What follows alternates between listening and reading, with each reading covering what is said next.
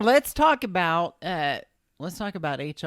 Okay. Let's talk about the good and the bad and the ugly. I know you're not afraid to do that.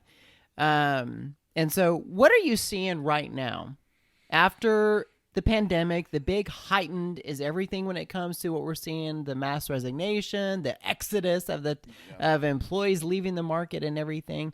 What are you seeing currently? What are the feels that you can resonate with other HR professionals out there in that loneliness space that are being the punching bags? I feel like, oh wow, I think one of the biggest things that we're seeing is just the recourse of the pandemic, and almost, I mean, it's been a year now. Mm-hmm. Most people have, for the most part, been back to work for 9 months ish. Yeah. But it feels like it's just become so much administrative bullshit, especially if you're in companies where they require you to wear a mask and all that. I mean, it's just following those rules and really sitting down, being the policy police for lack of a better term.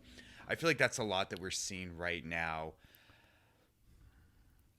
Also, trying to become a hybrid, because even the company that I currently work with, they try to do this hybrid mentality, but obviously you can only do so much hybrid with certain positions, Certain industries. Banking, you can't necessarily take the money home. Right. The clerk can count it.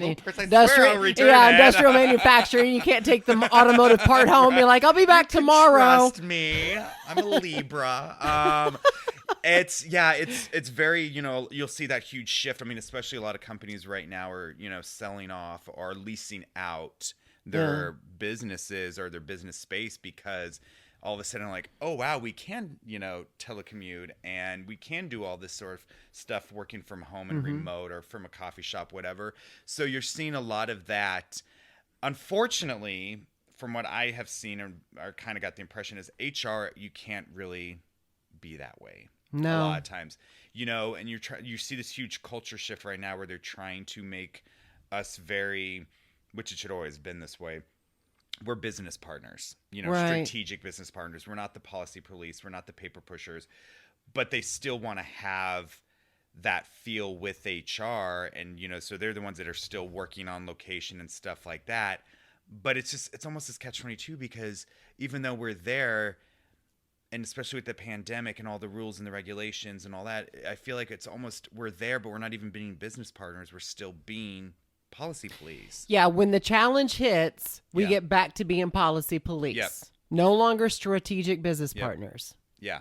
It stinks, because you're there on I hate to use the term front line, but you are, but you're not getting to do anything that's, strategic. And that's kind of how I am in my job. I just feel like all it is just admin. I'm like, when do I get to start really repositioning myself and actually doing things that are going to help benefit the employees and the management, stuff like that? Like, where do we get to actually be that business partner and help the company, and not just, oh, well, this person, didn't wear their mask. Yeah. So we need to, discipline them because that's part of our rules. It's like, there's got to be some give and take here.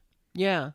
And it's funny, because I've seen leaders where HR carries a big part of the value. Well, a lot of the good HR leaders that I know and colleagues. And when I say good, I mean they think of the people. They think of the human. They think of the person.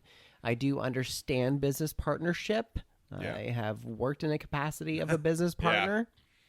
And so I do get those things. But it's interesting, because HR carries such a huge value in the organization, that when there's challenges like a pandemic, pre, post, mid, everything, it's funny that I've seen leaders it's then quickly that the HR is moved out from the table, and it's like, go take care of compliance. Now we're strategy, because now we're in survival mode. It's interesting, because I'm like, do you not think HR can help you not only survive, but actually thrive through this situation? Right. It's very, very reactionary. It's not even, like you just said, like, survive through it, like being proactive and looking forward. It's, what are we doing in the moment right now? What are we doing to stay compliant, stay afloat? And then once this is over, now we'll start looking towards the future. And which is detrimental to the company and to the health and welfare of the employees, because you're just living in the now and not helping look down, the Mm-hmm. road. I mean, and it's just, which is really sad too, because it's almost like HR is, they're not part of the big picture. Like, where do you, like, all I'm here to do is help you be compliant, apparently, or make sure we're running good right now. And it's like, how do they fit into the big picture in the grand scheme of things? Yeah. And I've always said, there's two mindsets when it comes to business. There's the HR mindset and there's the business mindset. Mm-hmm. HR can look in the moment down the road. Business, a lot of the times, looks at like either in the moment now, Mm-hmm. or they will look down the road. Right. It just depends on if you're this type of management or you're like in leadership, and Mm-hmm. that's where it's such a disconnect.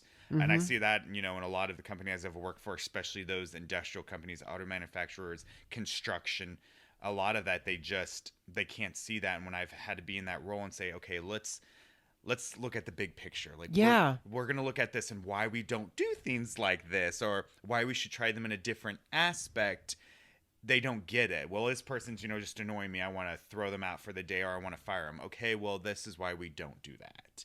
Yeah. So it's definitely a struggle, and I think it's been really heightened right now during the pandemic, because everyone is so fearful, because Mm-hmm. it's so unknown. And they're, now we're here a year later, and we've made so much progress, and they're, we're within grasping distance Mm-hmm. of being back to almost 100% normalcy for the most part. And they're like, let's not do anything to F it up, Yeah. like, we're gonna still, like, we're gonna make an example out of you if you're gonna get us almost to setting us back, which is sad. It really is sad. Yeah.